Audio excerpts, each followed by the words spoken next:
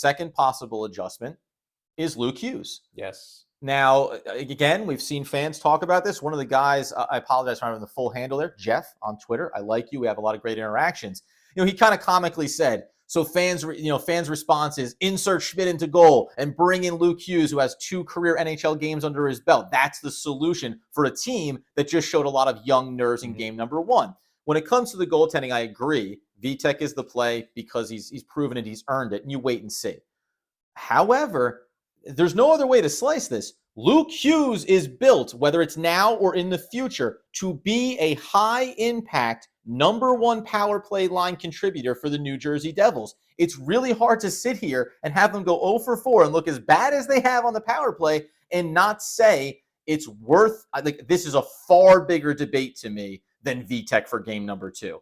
Oh, absolutely. I 100% agree with that. The thing is you're not probably going to put him on power play 1. I think he'd be on the second power play unit. That's high level, and then we're talking about... Yeah, just because you have Dougie Hamilton on the first power play, and I think you'd insert him. Mm-hmm. And there's the question. Who would come out for Luke Hughes? And would it be 11-7?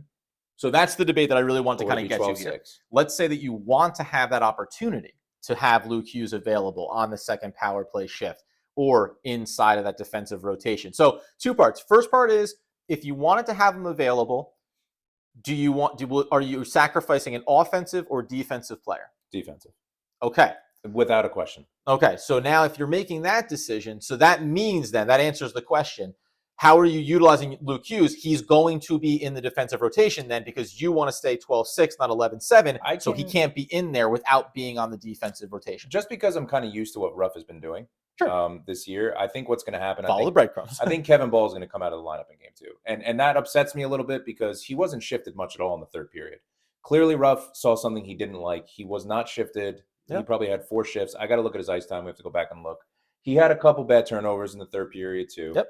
He's a young kid. Maybe he sits down a game. That's what I would expect Ruff to do. If I was coaching, I would take Severson out. Severson had extremely blatant turnovers. He has been so sloppy with the puck. He's not reliable lately. But again, his veteran presence, I know Ruff is going to like. So if it were me, I would take Severson out a game, just sit him 1 game, let Luke Hughes come in, see if that sparks the team. Kevin Ball's a big body. I keep him in. But what I think Lindy Ruff is going to do is I think he's going to take Kevin Ball out if Luke Hughes is going to play. Do you think that he will? Do you think that Luke Hughes will play? I'm so torn on this. I'm not. Yeah, I know you think he's going to play. Well, okay.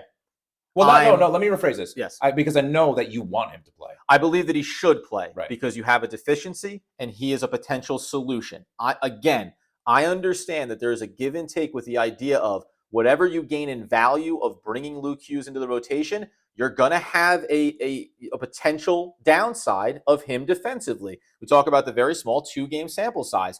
There were moments when he was a little bit out of place there defensively, right? There were moments when he was caught drifting softly into the neutral zone. Okay. But when I look over the collective defensive unit, to me, the specific thing that you lack, and on the power play as well, and overall, because he's a bigger player for the Devils in terms of their defensemen, his potential ceiling and potential impact overall is worth the drawback. And it's really hard to come out of, and I get it, wipe the clean slate, but it's hard to come out of a game where you lose 5-1 and say nobody defensively could possibly be worth, bringing off the ice for a game. No, I understand, and I understand that completely. And I understand people's 11-7 comments and why it should happen as well, because the BMW line did not play well. McLeod played decent. Bastion didn't play well. Wood did not play well. Boquist on the third line did not play well. And that's actually why I'm not totally against the 11-7 version of it, where you then can pick your spots with Luke Hughes and not overcommit to him defensively. First time in the season you're going to hear me say, I would understand it and not have as big of an issue. Okay. Only because of the certain play. However, I don't think that's going to happen again. I think I'm going to go on record and say Kevin Ball is going to come out of the lineup for Luke Hughes. I think Bastion's going to come out of the lineup for Lazar, and I think... We talked about that as well. So you're talking about some kind of wholesale, Yeah, I think there's going to be changes. And I think Boquist is going to come out for Sharon Govich, and Sharon Govich and Lazar are going to be on the penalty kill too, because we struggled. And they're penalty kill guys. Yeah. They're also good. I like that. Yeah, and Lazar is a good fourth-line player. He's going to play well. I would take Wood out. He's not going to come out. Lindy Ruff has not done it. And we can get to this because we started to talk about it in the front end of just the frustrations from game number 1. Wood was Bad wood. Yeah, bad wood. It was bad wood, and you want good wood across the board. You always want good wood. You want really better important. Wood. You want best wood. But sometimes you get bad and wood. You're going to win with good wood. And you're not going to win with bad wood. Correct.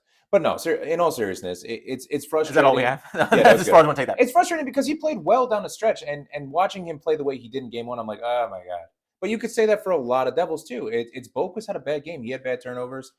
Palat had a couple good chances that Shesterkin made saves on. You know, Jack Hughes had a couple good plays throwing the puck in front of the net.